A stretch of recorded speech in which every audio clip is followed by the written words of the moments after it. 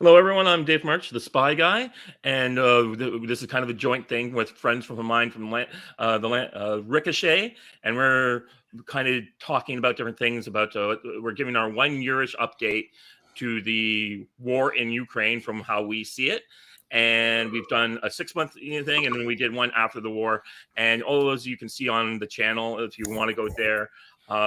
We used to do this more on my other channel, Land of Confusion, but since I recently had a giant web of subscribers come over here to my other channel with where we're now running at 560, I thought it'd be more appropriate here. And since that this channel is more foreign policy focused, we're definitely here.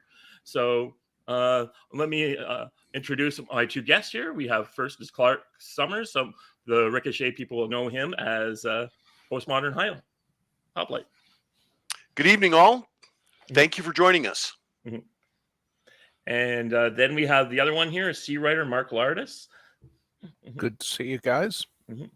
And we have already in the chat Brian Stevens from Ricochet is saying hi, and he loves your bow tie there, Clark. Well, it's my classes on Tuesdays and Thursdays go late, and so I kind of raced home and said, "Well, I'm just not even going to change it." The audience can see me as the students see me this evening.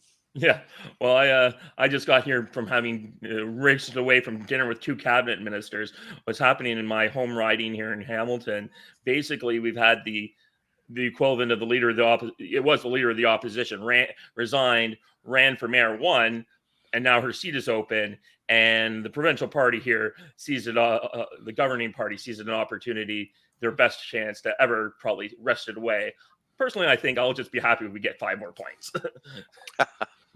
Well, good luck to all the candidates, and it's always a bit of a lesson for us here in the States when we look to our friends in Canada under the parliamentary system. That we think we've got a funny system, but boy, sometimes it's a mystery to us to watch how our neighbor to the north does it.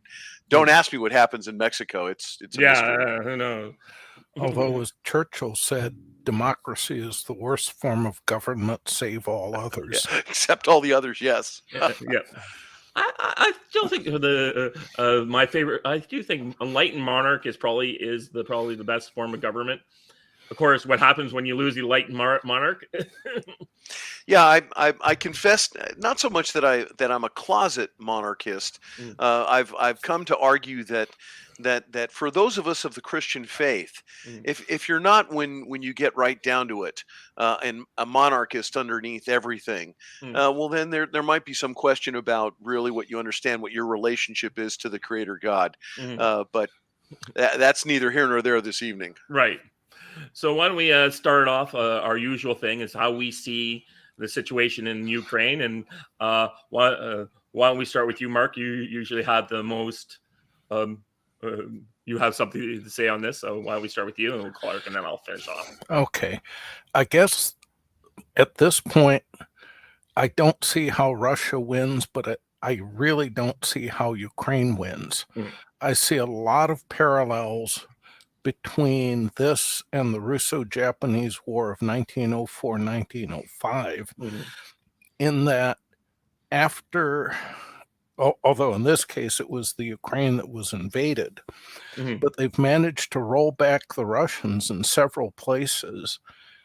I don't see the Russians making progress in the future, and we're already seeing that in the eastern Ukraine, where they claim they took that city, and now it looks like maybe they didn't take, the Wagner group didn't take that city.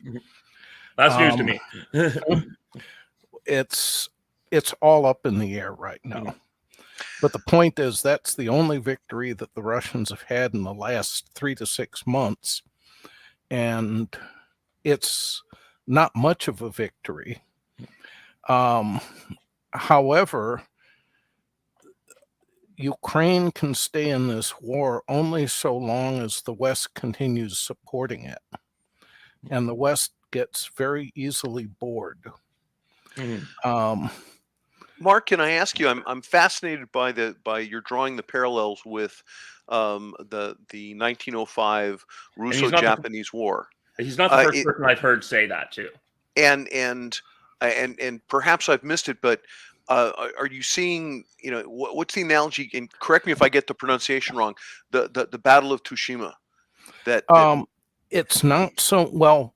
It's more the land Remember, campaign. Tsushima was just the war at sea, and whether or the only thing that guaranteed was that Japan could continue the land war. But basically, Japan ends up kicking Russia out of Port Arthur. Then they end up kicking Russia out of Mukden. Then they end up taking half of Sakhalin Island. If the Russians had not gone for an arranged peace at that point, what was Japan going to do?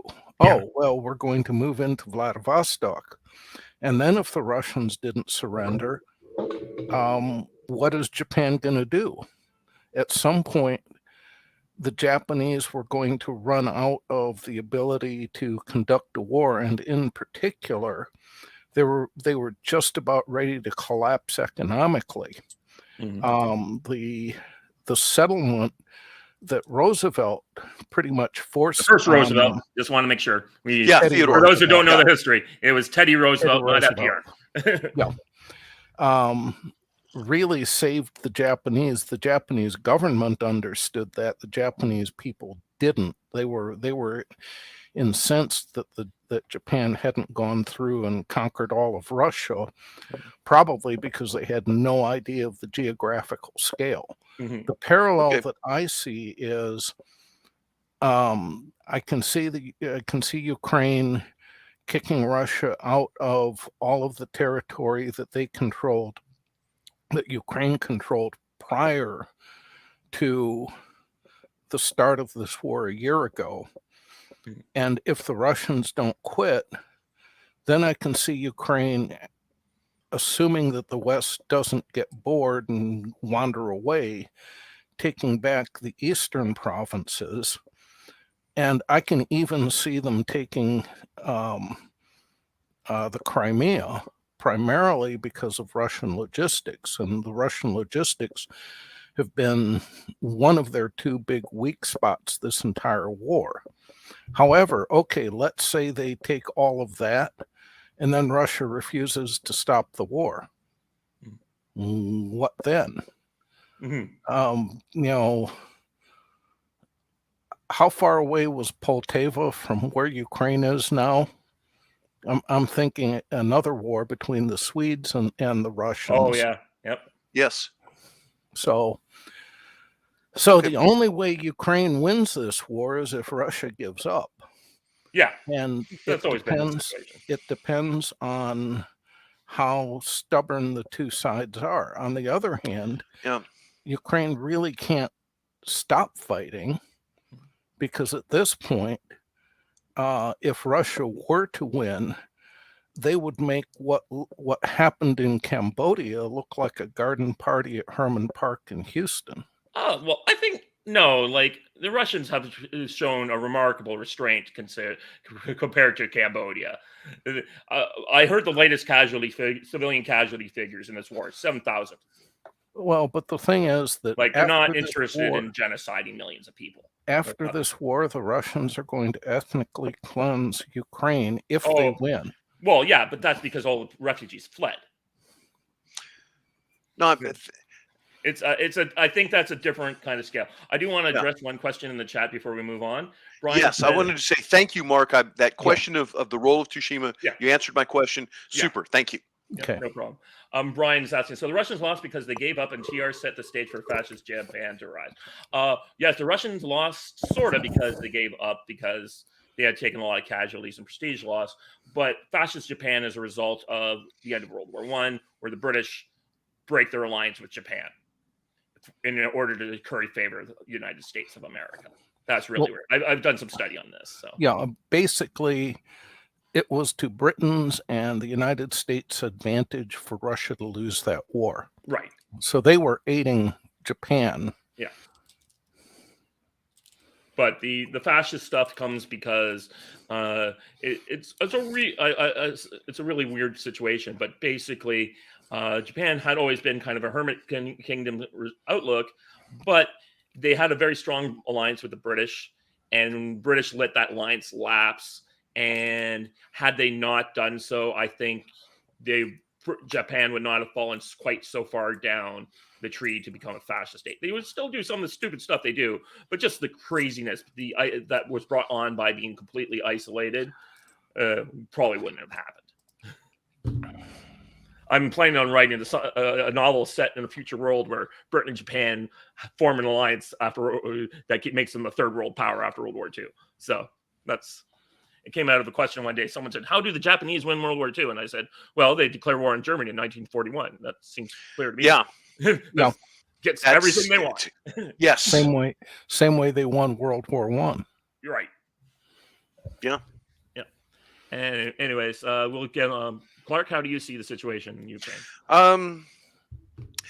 You may recall that my position all along has been is that this is essentially going to reach stalemate, where Russia will essentially reach the point where it simply doesn't have the means to take more territory rapidly and quickly, for various both logistics, tactical, and operational meaning, as well as its strategic depth, and that Ukraine essentially isn't going to have the conventional forces or capability to sustain a high intensity conflict and retake the ground. I think that's largely where we have reached, at the 6-month point. When looking at the map, I was looking again at the map at the current status and going, it looks remarkably unchanged and has not changed significantly. The current fighting around Soledar is taking place within a band of about 7 to 10 kilometers around where the lines were initially before, on the 22nd of February in 22. And so I do honestly think I'm by no means original in this conjecture, that we've reached the level of the Western Front on November 1st of 1914. Is that neither side really has the means at this time to affect a deep strike breakthrough, and neither side really has the capability.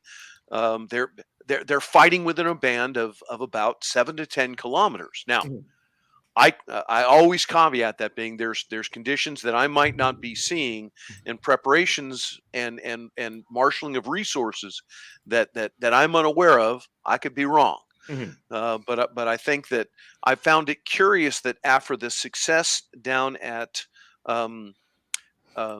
Kharkiv or in the south, I'd have to go back and look at my maps to double check. So whose success is the Russians or the at the Ukrainian success in Kherson?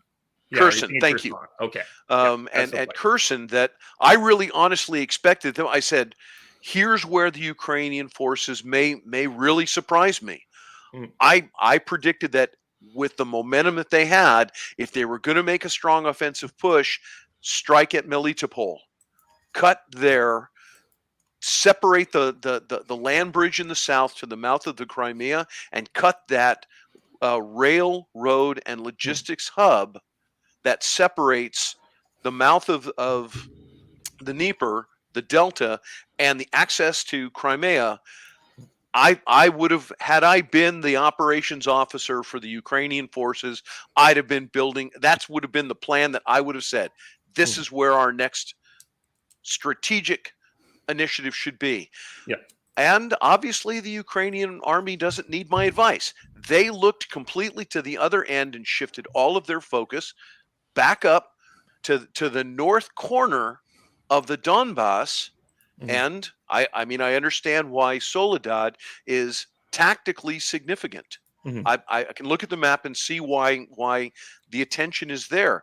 But I almost feel like both the Russians and the Ukrainians have gotten so focused on this one location without looking at it going, what does it truly advantage either side when you're talking about a shift of 7 to 10 kilometers at the most? It exposes Bakhmut. It does. Yep.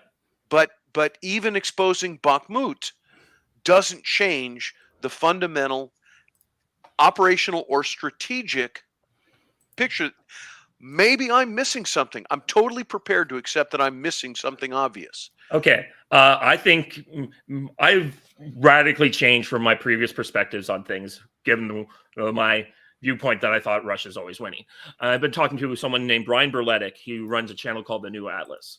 And I was on a stream with him, and I was asked what by a guy who said, "What do you think is going the Russians are planning?" And I, of course, laid out classic deep battle strategy. And like, the Russians are going to do this. They're going to blow a hole 40 miles wide. They're going to pack an army corps in there, and they'll smash things. And he said, no, that's not what the Russians are going to do. They're going to continue what they've been doing since the end of the phase one, which is to just march up all their artillery and just pound the Ukrainians flat. And they're just going to grind them out of existence, because there are 180 million Russians and there's 40 million Ukrainians. And the Russians have the god of artillery, and they're firing off 60,000 rounds a day, and the Ukrainians are firing back at 6,000, and it's a war of attrition. And when I look at Bakhmut, I look in and I see exactly what we are talking World War I. I see Verdun for both sides. Yeah. Except for I think the Russians will win it, because they just have 10 times as many artillery pieces as the Ukrainians do. Yeah, I don't dispute any of that analysis, other than the question of the intangible of which side chooses not to lose. And that's what are the Russian victory objectives? They have told us what they want. Yeah, you guys know that all along I've said this is ultimately going to come down to a long battle of if the Ukrainians build the capacity to continue putting special operations inside of Russian occupied territory, then we're looking at a fight that, I don't think 8 years is unreasonable. I would put the market about 8 years. I don't think so. I think the West will collapse first. And I mean, in the way and not may like be right. Total collapse, but I mean the way 1975 came around and America was just not willing to put up with any more stuff for Vietnam. There are a couple of things I'd like to point out. One is that after taking Kherson, the Ukrainians needed to consolidate. And by the time they were finished consolidating, you essentially had the mud season start. Yeah. And so that explains why they haven't been doing the same type of broad offensive. I'm expecting that once you get the winter freeze, that you'll see another Kherson-like push, and probably in the south. I think what they're doing in the east is essentially just pinning the Russians down. The other thing is, I understand that the Russians are going to just pound the Ukrainians with artillery, but at some point they start running out of shells. No, they don't. They have spent the last 8 years since 2014 creating factories and building up an infrastructure that supports this current war. That is the fundamental mistake that we in the West have made. We always thought wars of the modern warfare would be over in 3 months because we'd all run out of stuff. But the Russians have broken the rules, changed the game. They have the capability to run this, as Clark says, for 8 years. They have the ability to fire 60,000 shells. Most of the cruise missiles, almost all the cruise missiles that are now hitting Ukraine are made this year. That's something we have to start grasping with. We keep thinking, well, they're just going to run out of their stockpile. No, they have factories working 3 shifts a day. They have created what we used to have in the 60s and 70s. They didn't offshore all their crap. Like HIMARS makes whoever Raytheon makes 250 a year. They're struggling to double production up to 500. The Russians are making cheaper, easier to build and weapons, and they're changing the way things are. They brought back true industrial warfare in a way that we thought was impossible. and that's the problem here. Yeah, Well- Dave, I have to agree. I think if we're looking at simple sort of crude, I don't want to, the manufacture of dumb steel or dumb iron artillery rounds. If you're producing just basic iron shell, high explosive 155 rounds, the Russians have that capability. Now, assuming that they can over time maintain, because they're producing those at an economic deficit. I mean, they're having to pay a great deal of what would otherwise go to economic production in order to do that. I think there's a lot of as yet, I don't know the metrics for measuring that, but I certainly would agree with you 100% that they have the industrial base to do it. And as long as they have ersatz allies such as Iran that are providing them with cruise missiles and UAVs that fill that need, they're going to have the means to continue to keep this stalemate in place. And again, I think it's going to come down to I see no reason to think that Russia is going to suddenly, just in terms of its capacity, lose the capacity to maintain the level of conflict that it's currently at. Right. And so in a war of attrition, the big guy wins. It's amazing, Dave. It only took us 11 months to come to agreement. Right. I know, right? Yeah. That being said, we have actually comments in the chat. Yes. Yep. Okay, so Russia has done 2 waves of mobilization. Oh, yeah, that's something I was going to get on to you guys about this. Question is, I think Russia's holding back a lot to grind down the Ukrainians' embankment with Wagner to avoid urban fighting. Yeah, I could see that. And he said, Putin doesn't want a lot of dead Russian regulars, so separatists and Wagner do the fighting with Russia doing artillery. That was certainly stage 2, in my view, but we're now going to be getting closer to stage 3 whenever the freaking snow comes. I'm watching every day. I'm looking into the Kyiv weather thing, and it's like it's more Rasputin. This is crazy. But yeah. So, what do you say to those comments? Mark, do you want to tackle that first? No. Okay. I will jump in with that some of the reports and from particularly some of the young soldiers out there who are tracking this just in open source. I don't have a good feel for what the actual order of battle in the size that the Wagner group is able to actually put in the field and actually accomplish. What are they actually My able to understanding, tactically the current employ? force structure is twice the size of the Chechens, about 20,000. However, they're starting to get their own airplanes, so that's kind of weird to me. Yeah. I can also speak a little to the Wagner group because some people might not be familiar. But basically, under the original Russian constitution, the new Russian constitution, they cannot send their troops outside their countries except for war and special military operations. The Chechen conflict was a special military operation, so that we get some stuff from there. If they want to, or Syria, where they were invited by the Syrian government. Otherwise, so in order to get around this rule, they've curated the Wagner group as, and the best equivalent I can think of is the French Foreign Legion. So their constitution doesn't say anything about mercenaries, so it's like an unofficial branch of the army, but it's not like Blackwater. The Italian condottieri might be a better.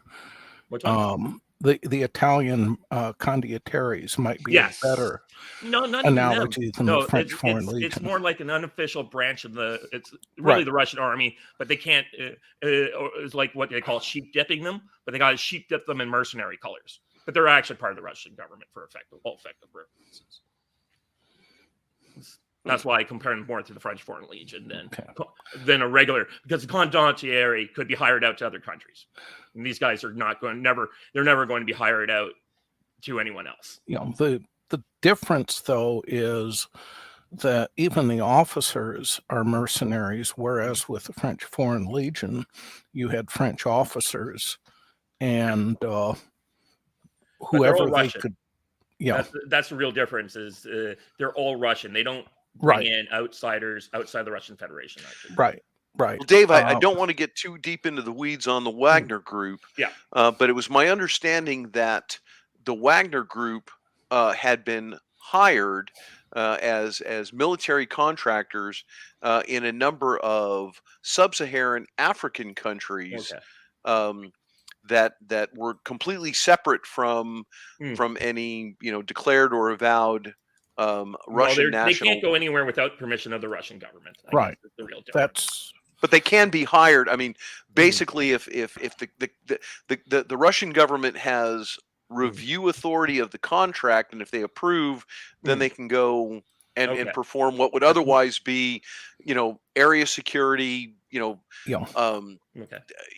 They can provide what would other be considered a civilian area security function, of which their reputation has, I Yeah. guess, preceded them. Okay, thank you. I just Yeah, no problem. That's new information to me. no. As I say, I don't want to get too deep into the Yeah. weeds. It's I have been following the news in open source the last several days about Mhm. the reported success of the Wagner group Mhm. in the vicinity of Solidar.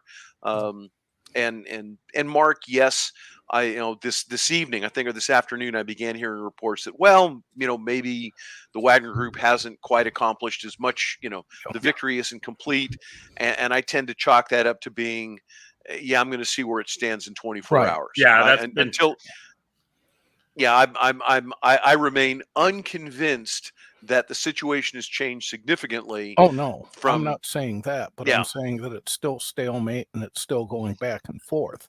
yeah. And the thing is that when you're claiming literally a few hundred yards as your major victory, I'm sorry, that's not a major victory. It Yeah. we coming back to it. One of the one of my former students who's been sort of discussing with this me kind of from a distance, and he's showing me pictures of new Russian reservists having mobilized reservists, Mhm. and it's in this same front around Bakhmut, and you have tanks and armored personnel carriers advancing into forward of the lines with long lines of these retasked now infantrymen, but who had been artillery or ordnance or whatever their other Mhm. troops were, and they're all lined up, stacked up behind, and it's this same evocative image of the first use of armored on the Western Front, in 1916, 1917. Right. And I, he's saying, you know, Clark, this looks like World War One, and I'm going, yeah, no kidding. Yeah, it is starting No. to look like World War One. That being It really said, is. the problem is we'll see when. There's supposed to be some winter coming sometime. I hear. It does sound like people are saying it will come in late January. We'll finally get the cold snap. We may end up having just a mild winter because Right. of It would save you. global Certainly warming. saving Europe. So But my understanding is that there's about 15 new divisions that are all piled up waiting for the snow to come. who, the Russians or Yeah. the Ukrainians? No, the Russians. Ukrainians are already at full mobilization. That's their problem. I don't think so. They've had 10 mobilizations, Mark. Oh yeah, but They have they're now forcing 14-year-old boys into the fight. From what I'm well, hearing. but again, I think the Ukrainians haven't brought up all of the troops that they've mobilized because they've been training them a great deal more than the Russians. Not from what I can tell. Okay, we'll see. Well, we'll see what happens, right? But like the British are supposedly training thousands of Ukrainians back in their country, but they're giving them 3 weeks training and then sending them back to Ukraine. You really think that we're going to get really good training out I of think 3 that's weeks? more than the Russians are giving their men. No, the Russians have nothing better to do than train because they're waiting for the weather to come. And all their soldiers that they're bringing up, remember, Russia has partial conscription. So all their soldiers they have brought up are men and people who have full military training already. There are a lot of these, almost everyone's a volunteer because of the propaganda that you can watch on RT if you want to go find it. And they are highly motivated to do this. This is I don't know if you guys know how we're getting the CIA and British intelligence are getting their information. Apparently, they get it straight from Ukraine and don't do any analysis. Well, I don't have a particularly high opinion of either the Yeah, CIA. I know, right? So I'm certainly, Dave. I have no grounds to disagree with I you. know. Apparently, well, it used to be like I follow the guy who's Sonar 21's blog, and he's a former CIA guy, and he's did an interview earlier today, and he was talking about it. This is how it goes. You can spend years trying to get someone to betray his country, or you can just drive down to the Ukrainian office and ask them, "What do you have for us today?" Type it up, send it off to your bosses, who will leak it to the New York Times and tell everyone's winning. Yeah, it's no dispute for me on that one. Yeah. It's if we were to go to the national strategic level on the whole question of this, I mean, I appreciate that our conversation has largely been focused at the operational and Same here. strategic level on, down in the dirt, and what we're seeing in terms of what the sustainable warfight is. Mhm. But Dave, you completely allude to the fact that the same criticism that I made 11 months ago Mhm. remains unanswered. Is that the Biden administration has yet to ever establish what is the national U.S. strategic interest in Ukraine. I'm not saying that there isn't one or there is one. I'm saying that this administration has never established it, and that they have swung with the wind, depending upon what they have suggested their actual grand strategy is. And it varies, as I say, with the wind and what appears in the New York Times. Mhm. And I don't know whether the New York Times is feeding the administration what it wants to hear, or the administration is responding to what it reads in the New York Times. I don't know which is a more accurate description. But either way, whether a case can be made that there are valid national strategic interests in this fight on behalf of the U.S., whether there is or there isn't, that discussion hasn't happened, and that case hasn't been made to the U.S. people. Yeah. Now, there I here endeth the hand waving lecture. I'll shut up. No, thing is, I agree with you, and I really think that U.S. support is more contingent on PR for the Biden administration than anything else. Or more importantly, to the Zelensky No. administration. Yeah, No. Biden is in it for Dave, I can himself. appreciate why, and I'm not I'm necessarily also disagreeing Canadian, what you're right? saying, So- but I don't think it's how the Zelensky administration is portrayed in the New York Times is driving the Biden administration, not the Biden administration having decided that the Zelensky administration is or is not worthy of support. Other than I secretly believe, and I have said this before, I don't know what the Ukrainian administrative state has on the Biden administration, but I believe they have information that the Biden administration. They got good stuff on Yes, and Zelensky almost is irrelevant, because it's the Ukrainian administrative state that is basically signaling to the Biden administration, we know what we have in our portfolio. You know what we have in our portfolio. Therefore, you're going to continue to support the current administration. Hence the reason the Biden administration, it's never once occurred to them, we need to tell the American people exactly what our national strategic objectives are and what our interests are, and this is why we're pursuing them. Can a case be made to support Ukraine? I believe that it can. Can a case be made that we ought not to be supporting Ukraine? Yes, I believe that case can be made. My argument is the case hasn't been made either way. Correct. Correct.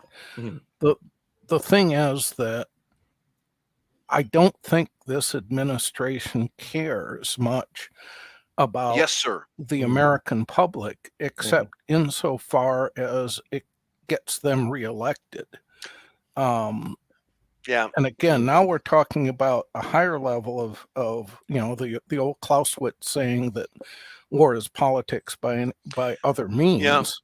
No, Mark, you and I would guess all three of us are probably in agreement on that point. Yeah. Dave, can I ask? Because I mean, we're at the Yep. 40-minute mark. Do we have questions We from have some either our questions from Ricochet or Ricochet other? people, Yeah. and I'm about to give them. So we had several different comments from people like Henry Constant just saying hi and stuff. But I do have, So the first one was Henry Constant saying we all need more land of confusion in our lives. Brian saying also a couple people cheering on. But the first question is from Roxallen.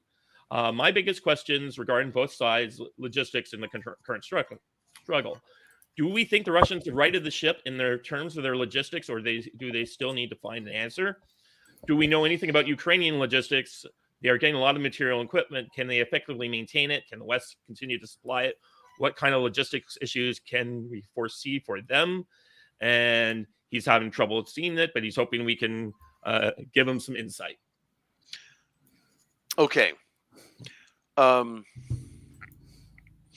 There's about a half dozen different questions there. Yeah. The first one, I think, Dave, we talked about this earlier. The Russian industrial base has clearly focused their effort on simpler weapon systems that can be mass produced within their capability. Right. Specifically artillery, and I have not seen any indication that the Russian industrial base for producing armor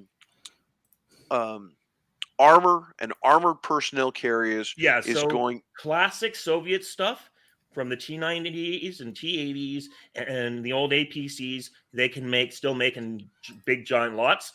But if a T-14 Armada ever shows up on the field, I'll be shocked. Yeah. That's they can build all the stuff, and it's like T-90s modified up with all the latest gizmos. So they have that capability. Yeah, and they have tank movers. I was shocked when I finally saw them having tank movers. And the degree to which they can provide the petroleum, the lube, the parts, all of that is neither have they been able to expand their capability to maintain what they have in the field. Neither are they so hampered that as they push new material forward, they're prepared to trade basically 10-1, which again, as you say, this is the old Soviet doctrine. If they, they'll trade 10-1 per weapon system and believe that they're coming out ahead, because that's how they beat Nazi Germany. Well, no, I will say this, and this is why remember early on I was always talking about they were forming cauldrons. They were never forming cauldrons in the beginning. They had this. They're hoping to put pressure on the first phase, but after the second phase, they've been casualty averse from the beginning. That's why we'll never see a deep battle. Well, that's why we'll never see a cauldron, a real cauldron. I don't consider Solidar with 500 guys in it a cauldron. No, it's not. You're. But basically, that's why they retreated from Kherson. They had enough guys. They could have had a real fight there, but they don't want to take casualties. They're very casualty averse. So they retreated out of Kherson. They let the Ukrainians come in, but when they did, they pre-sighted it for all their artillery and their cruise missile strikes. That was Kherson. Unfortunately, is a giant trap, and the Ukrainians walked into it. Because that's why they haven't been able to break out and do any of the things what Mark was talking about, is because it's basically Dien Bien Phu in there, and they've had to evacuate almost everyone out. So on the sustainability piece, as I say, I've seen no indicators to suggest that the Russians have been able to markedly improve their sustainability, but neither are they markedly less reduced. It's about at steady state. It's been interesting to me to see in the last week, the reports of the transfer of M2A2 Bradleys, infantry fighting vehicles, to Ukraine, and I found myself reading this, and I'm looking at the paper and I'm going, what? Yeah. Okay, for And any the problem number is the of Ukrainians reasons. won't use them properly. I could think, Simply because I began running the numbers for how many they're talking sending. Mhm. Now, the M2 Bradley in the A2 variant, you're talking about, this is what is commonly made available to the U.S. Army National Guard Mhm. formations, in the Guard brigade combat teams, for them to train on when those brigade combat teams get mobilized.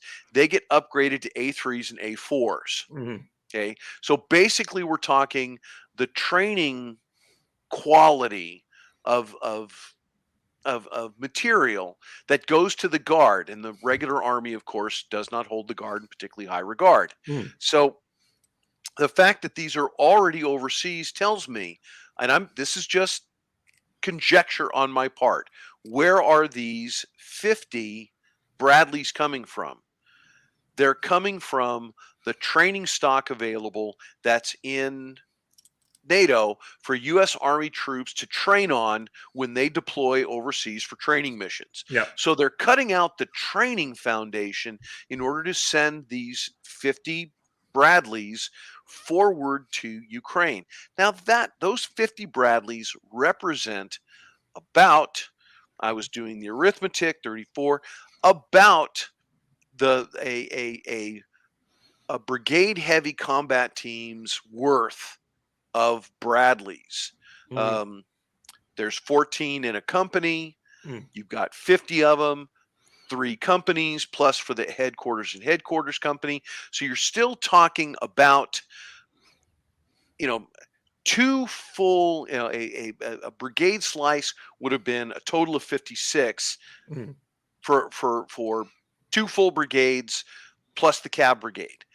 Either way, when you count that out, you're still looking at needing the equivalent of a battalion slice minus of combat service support, field combat support. This is the parts, the fuel, the trucks, everything that goes to feed these beasts. Mhm. Now, they're going with a package of 500 M901 tow missiles, improved tow missiles, and you can pretty much count on a 1-to-1 ratio of tow missile to enemy tanks. So each, I hear the ratio is actually about 20%. um, American, I heard American guys training in there when they're doing rapid fire maneuvers, they get about a 20% hit rate from missiles. Dave, I don't want to Yeah, dispute that, because I don't have the data in front of me. yeah, I'm just simply going back to from my days as when I mm, was an anti-tank company commander, yeah. and You when we have did definitely have more gunnery. experience on this than me, but I would Okay, say 2 missiles to a tank would probably be more of a fair ratio. so allowing for 10 missiles per weapon system, Mhm. and I forget what the combat load of the M2 is, Mhm. and then they're sending 250,000 25 millimeter rounds for the heavy gun in the turret. Mhm. Now, again, that divides nice and neat out, and I'd have to go back and check my table data for how much of that data actually, but evenly distributed over 50 infantry fighting vehicles. But the point is, in the absence of the existing Mhm. logistics support infrastructure for fuel, parts, lube, mechanics, all of it, all they're doing is simply reducing the training base of U.S. Army forces in Europe Mhm. for what appears to me to be great. You've added a brigade combat team's worth of, basically a battalion's worth Mhm. of mechanized infantry, Mhm. and you haven't answered the whole logistics question, which is why I brought this whole issue up Mhm. to the question. I don't see the logistic for the high intensity conflict, heavy weapon systems that are going to drive this every time you add a new weapon systems to this, you complicate the Oh yeah. logistics issue exponentially. Wait till they send the British send their Challengers. They're Or that, supposedly what's gonna it, send the 10 French, saw Challengers. the I'm like, French "Are you tank. crazy?" Okay, I didn't mean to get off on that one. No, Forgive me. it's a Forgive great me, guys. example of the stuff that I've I'm been just, seeing a I'm lot of YouTube. dumbfounded. Yep. For me, when I found out they were going to send 50 AMX 10s, that was dumbfounding to me. I was like, these things still exist? Yeah. What And it's I've for been told by somebody that belongs to essentially a drone team out of Ellington Field is that a lot of what we have sent the Ukrainians is time expired stuff Mhm. that we would have to pay to decommission. Right. Yeah. That's very so true. That's very That's true. why Mark. I don't have like Mark's hopes on the Ukrainians pushing the Russians out, is because the Russians are consistently making new stuff and giving it to their guys, and we're consistently sending garbage. Okay, no, garbage I'm is a gonna little disagree. harsh. Garbage. The thing is, Garbage is a little harsh. I'm talking about AMX 10s. Okay, well, I, but I, I'm I can't talking destroyer about what we with a have turret. sent them. What we have sent them are damn good weapon system. But the point is that we're actually saving ourselves some money because you'd have to take those things apart and pay to have that done, as opposed to giving them to the Ukrainians and letting them take them apart kinetically by using them against their opponents.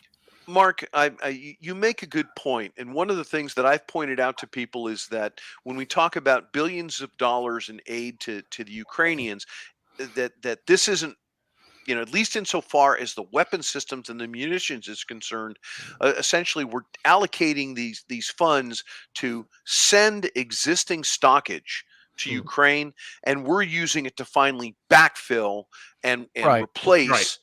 And I suspect that we're going to be doing the same things with those Bradleys. I suspect the reason we've given them to the Ukrainians is because we plan to replace them anyway. I'm not sure I would agree that we plan to replace them up until now. What I would say is that those are, again, those are A2s.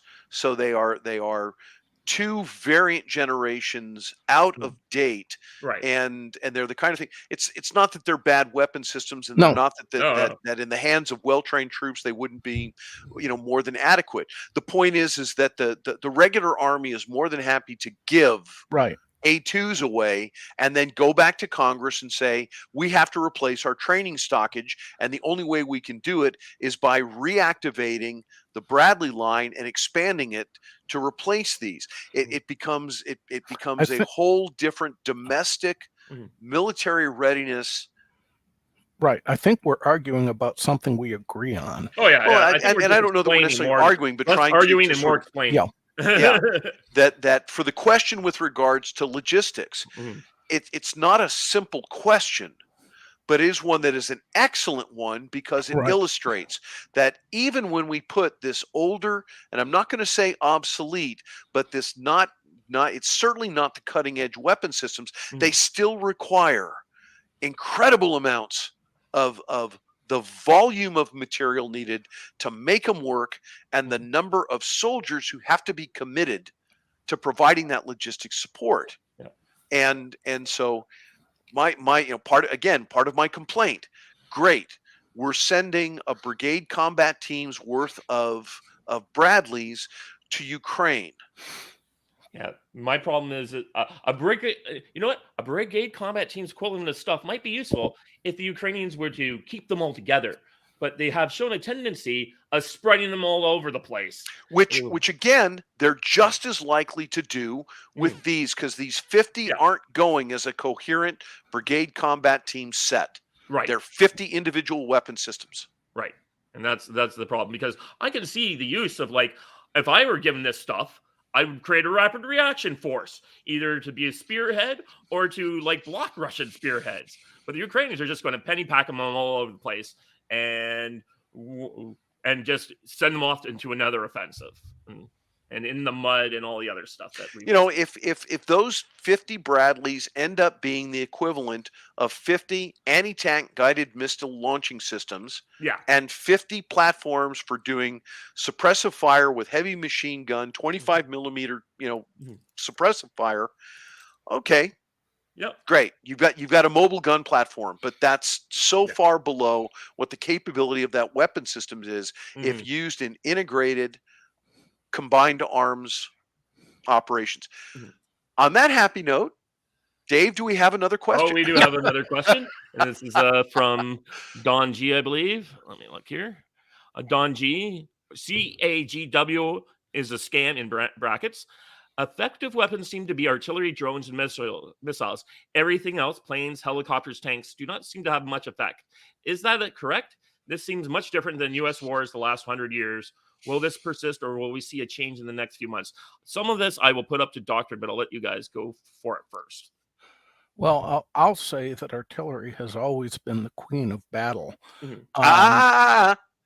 Artillery is the king of battle. King of battle. Infantry is the queen of battle. But the point that I'm making is why have we not seen air superior or aircraft play a bigger role in this? And I think the answer to that is that neither side has achieved air superiority, and the Russians are increasingly reluctant to risk their air assets. Well, if you won't risk your air assets, then all of a sudden you fall back on artillery as the killer. So that's a good chunk of it. Mark, I'm not that I'm disagreeing with you, but I would qualify it as saying I think what we are seeing in Ukraine is the culmination of 120 years of evolving air war doctrine.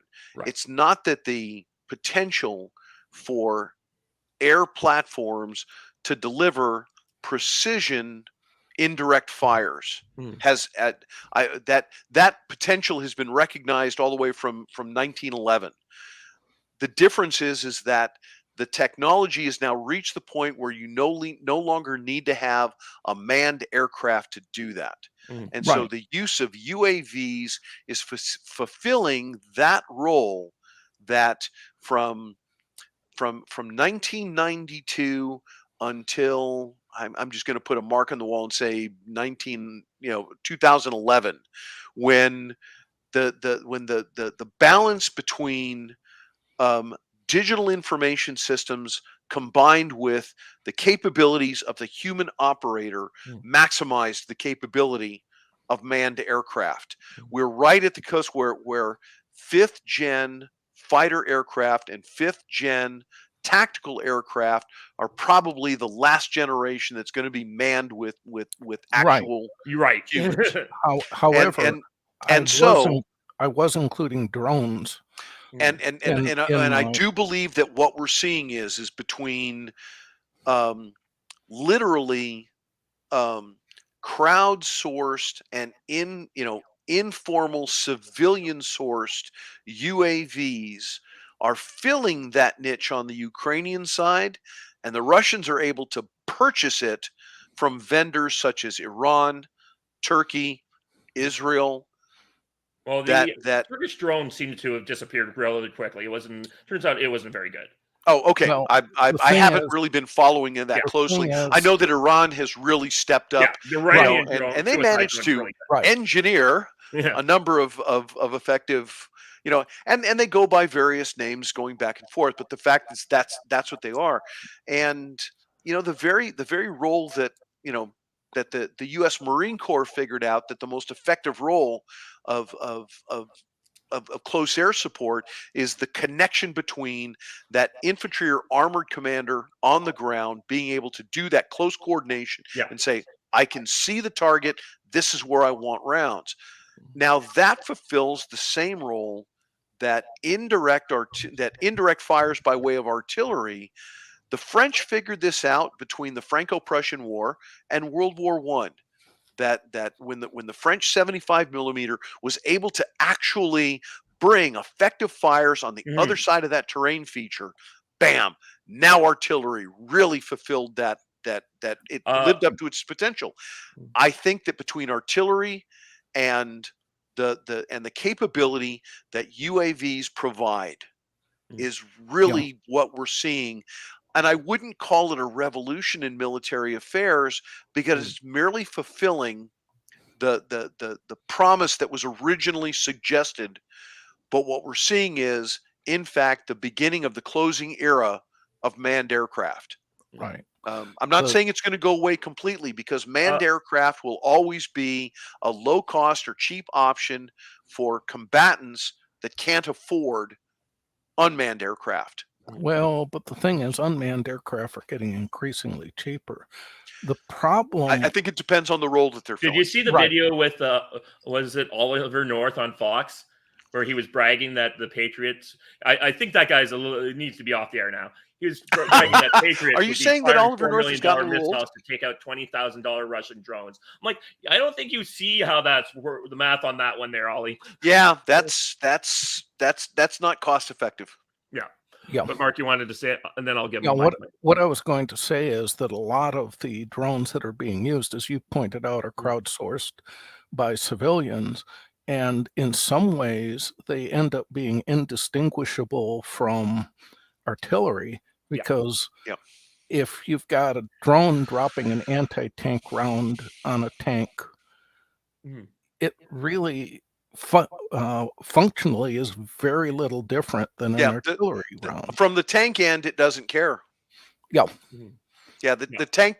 tank crew does not particularly care what was the delivery system that brought that round in. Right, but you aren't seeing. You're seeing the small aircraft increasingly over the battlefield because they're expendable, and who cares if you lose one? Again, Mark, as you said, I think we're in violent agreement with each other. I agree with you guys, but I'm going to point out the thing that I think both of you missed.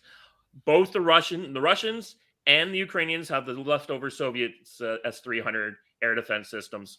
The Russians were always better at air defense, mainly because the Americans in Western airplanes were better. So they went with that. So we have this the Ukrainian has very sophisticated air defense with the S-300s. The Russians have been using S-3s and then sometimes S-4s when the situation calls for it. And basically, you want to fly an airplane, you better be running like it's Operation Linebacker, and you're sending up all sorts of stuff to figure out like ECM airplanes and other stuff. Or you're doing what the Russians did in the early part of the war when they're blowing up Ukrainian air jets. They're firing at 150-mile ranges inside Russia with their missiles. And it's just like, it's now like, it's no longer you're going to see the days of even in the late Vietnam period where you had real dogfights between guys shooting at each other with guns. The planes are big missile platforms that are engaging at 300-mile ranges. Right. So you're not really you're not going to see any of this kind of stuff. Also, like we said, I think that the Russians are always been more about making cheap, more artillery. And that is part of their actual doctrine versus using close air support like we do in the West. And that's just a matter of like cultural differences as much as anything else. I'll tell you what's giving the fighter mafia and the bomber barons both nightmares is this new package they put together where you can drop cruise missiles off of C-130s. Right. Which for a lot of us old Earth pigs, we just love that. Yeah. We really do. Yeah. Like Vietnam daisy cutters being thrown out of only with a 500-mile range. Yeah, exactly. So Okay. Well, Dave, we covered Don's question. How about another question? Okay, so we got one here from Percival. He was kind of answering Don's question, but I think we can cover. Not as much video comes out for tanks and manned aircraft. Aircraft shoot a lot of footage, but governments tend to keep that under tight control. The Ukes have made a lot of drone footage available because of how effectively they've been utilized. Brian asks, my stance has been the Ukraine cannot expel Russia and not be in a state of ruin. I agree with that, unfortunately for them. What do you guys think? Is that a question? I'm not. Is Brian it's kind of asking? A statement, but I think I guess agreement. Certainly at this Well, stage. What was the question or statement again? Basically, the only way Ukraine can win this is to leave their country a desert. Pretty much. I'm not going to deny that that's one course of action or one potential outcome. It may turn out that way. But it would be hypocritical for me to pretend otherwise. I've argued from the beginning that I think this is going to ultimately come down to a hard frontier between the territory that Russia continues to hold and a demilitarized zone between that claimed territory and the balance of Ukraine, and it becomes a Cold War or a frozen conflict.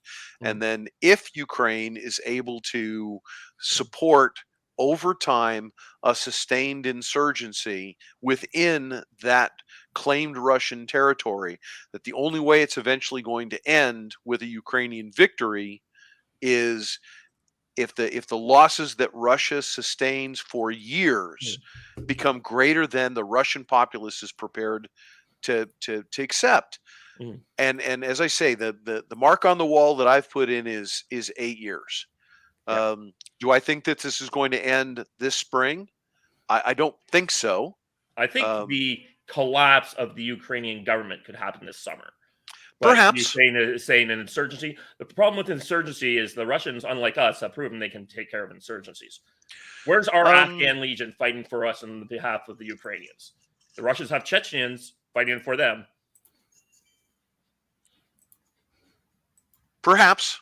Yeah. I remain. My basic contention. Like Western Ukraine is a whole other issue. Yeah, Dave. I respectful. I recognize what you're saying. Yeah. I'm not disputing that it may unfold that way. Yeah. But the difference is that Ukraine, regardless of whoever is, I mean, there could be a complete massive turnover of the Ukrainian government, which may change the whole calculus. True. But insofar as the Ukrainian nation is prepared to continue this fight at the level of maintaining essentially a cold or frozen conflict, then we shall see. I think it's been impressive to me in the last 6 months to see this development of what is essentially a civilian market that provides just enough logistic support. And we see this in the example of the UAVs, that suggests that the Ukrainian people may be willing to commit the resources to sustain such an insurgency. Yeah. I'm not saying it will happen. I'm saying it is what I do believe to be a viable course of action. I don't believe that the Ukrainians are going to ever sustain the kind of conventional military strength to drive Russia out of Ukrainian sovereign territory as long as Ukraine wants to, or excuse me, as long as Russia wants to stay and fight. Yeah. Okay. We have a question from Red Herring. Why did we send money to Ukraine? We should have sent it to the sources of the deliverables. Unloading cash to such a country is just asking for waste and corruption. I can understand some cash to help people buy mercenaries. Russians' invasion should not be tolerated. Someone please explain the Marxist Democrats' love affair with Zelensky in Ukraine. Are they more Maoist than Stalinist? Well, I suspect that there's very little cash actually going to Ukraine, at least for their military. I think that most of the money has been in the form of munitions and weapons systems. I might be wrong on that. Yeah, it is. It's usually about 20% to weapon systems. Yeah, I also suspect that a lot of the money that's been allocated to Ukraine has never left the United States, but has ended up lining the pockets of politicians in this country. I might be wrong on that. A lot of the money is basically being used to prop up the Ukrainian government economy would have collapsed without these cash infusions, essentially. Well, I'd have And to so raise you're a glass basically and a shout out to I've met Red Herring Mhm, and shared drinks with her and her mhm, great husband. So a mhm, shout out there. I mhm. have to both defer to both you gentlemen. I suspect, Mark, what you're saying is right. Is that the greatest bulk of the money that's called aid to Ukraine, in fact, is being used um, to pay for ramping up arms and munition production here in the United States. And while we transfer existing stockage of obsolete or out of date munitions that's physically going to Ukraine. However, Dave, I would also be the first to say I don't have any way of putting a dollar amount or a volume amount or a percentage amount, but is a certain portion of it going simply to pay for Ukrainian corruption? Yeah, I expect Oh so. yeah, definitely. You know, Is a certain amount is going to thing. I believe though. Remember when, in the last show we were talking about it? There was like 1/3 or something like they were claiming 70% of the weapons were supposedly going to the black market. I actually think what and when then they had the CBS report kind of confirming that, and then they kiboshed it. I don't think they went to the black market. I think they used it as a stockpile for the offensives that happened in Yeah. the fall. They The didn't thing, want anyone to know. They were willing to have people think it was going to the black market, but they were actually using it to support that attack. yeah, I'll point out that I suspect that Ukrainian corruption, particularly as it applies to their military, has been greatly exaggerated because a corrupt military doesn't fight as well as the Ukrainian army has fought. I do believe that the Ukrainians are willing to let people believe that so Mhm. that they'll be underestimated. Yeah, the corruption seems, militarily wise, seem to come from like the groups like Azaz Battalion and some of the other groups who I are think they're basically gone given now. yeah, they're well, the Russians killed them all, most of them, but they basically were allowed to set up like the Azov was given Mariupol as a personal fiefdom and basically ran it like a gangster state. They were like Chicago. It was basically Chicago in the 30s under Al Capone in Or Mariupol. or Chicago in the Yeah, 2020s under the yeah, gangs. yeah. So basically, So uh, a lot of the military corruption, most of the corruption really is in the civilian sector, where it usually happens. which of course is unknown here in the United Yeah, States. definitely no corruption here, but also a lot of the money is going to basically prop up the Ukrainian government. Otherwise, it would have economical right. collapse. So, you Americans, congratulations! You're paying for Ukrainians to have health care that your government won't give you.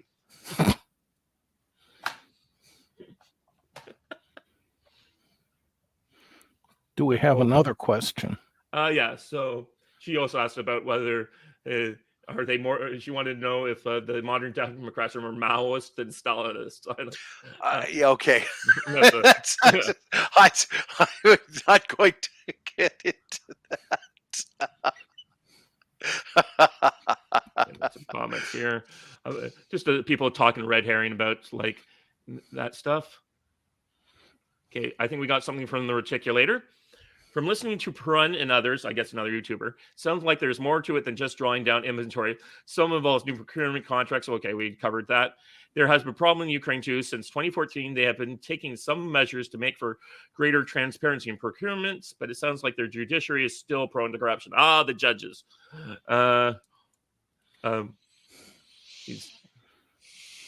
okay, and we're seeming to be more. It was just became a discussion here, so I don't really see many more questions. So unless you guys have any other questions for each other, Um, we didn't get a lot of no, I questions think like we I did think last I've time. got. I mean, I was you know the old the old mechanized infantryman in me that just wanted to spool down into Hmm. what's the breakdown of this number of Bradleys, what's the variant. I was kind of interested in some of the changes in the senior command that didn't come up as any of the questions. Yeah, well, I we, think that's we for we talked revenue. about Solidar and Bakhmut. Mhm.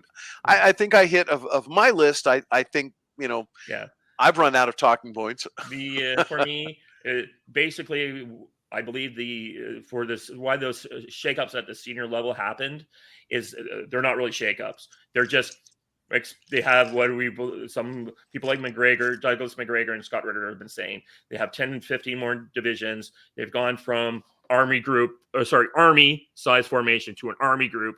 Zurkvin is in the deputy commander position, which is the same position that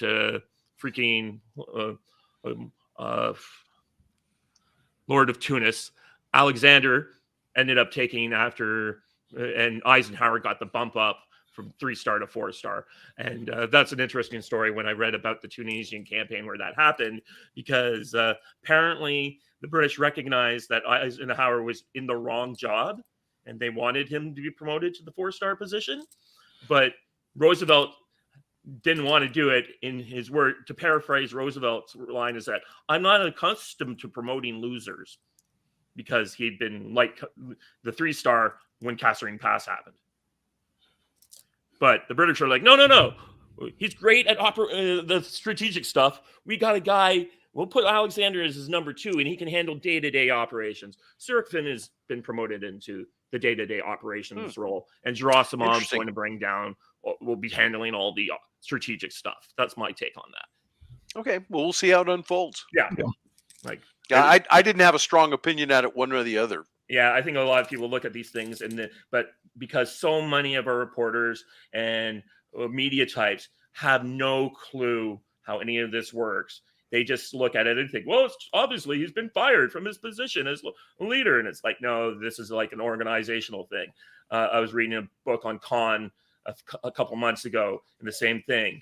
Monty's the invader is in command, but there's plans to move him to the side, and Bradley will take over when the breakout happens. Like, there's all sorts of like military minutia, but it's lost because one person I was watching complaining is like, it used to be we would have John Keegan come on, and he's Sanford, and he'd be this military historian as a former soldier explaining, and now the media reporter at the Telegraph. He used to do the was promoted out of the entertainment section. He's like, well, it's tough to replace John now Keegan. She's telling us what's going on in Ukraine. Yeah, I can appreciate it. It's real hard to replace John Keegan. Yeah, but Mark can do that. I'm sure he could do that. Well, you do have a lot of books. I think you probably have more books than him. Okay. Well, I would. Yeah, that's. I got my latest one yesterday. Okay, South China Sea, 1945. Yep. Wow. Mm-hmm. Nice.